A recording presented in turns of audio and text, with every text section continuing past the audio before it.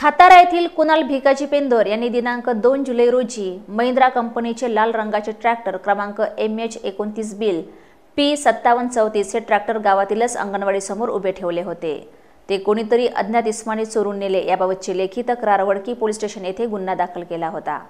गुन्हा दाखल झाल्या तारखेपासून वडकी पोलिसांनी वडकी स्टेशनच्या हद्दीतील बाहेर जाणाऱ्या सर्व रोडवर CCTV फुटेज टोल नाके तपासले।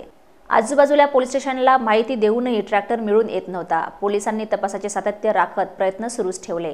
तपासाचा हेतू म्हणून पोलिसांनी तालुक्यातील वेगवेगळ्या ट्रॅक्टर चालक व त्यांची चौकशी करीत असताना मिळालेल्या माहितीनुसार चोरी झालेला ट्रॅक्टर हा एका आरोपीकडे असल्याची माहिती मिळताच पोलीस पथक रवाना होऊन आरोपी प्रसाद मारुती नेताम राहणार सावंगी पेरका तालुका राडेगाव हा ट्रॅक्टर मिळून आल्यावर त्या सदर ट्रॅक्टरच्या कागदपत्राची मागणी केली असता त्याने उडवाउडवीची उत्तरे देऊन दिशाभूल करण्याचा प्रयत्न केल्याने त्यास पोलिसी विश्वासात घेऊन विचारपूस अंती त्याने सदर ट्रॅक्टर चोरी केल्याचे निष्पन्न झाले आहे।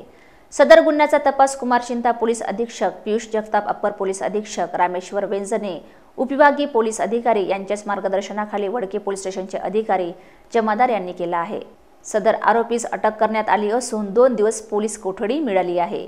पुढील तपास वडकी पोलीस स्टेशनच्या अंमलदार रमेश आत्राम करीत आहेत।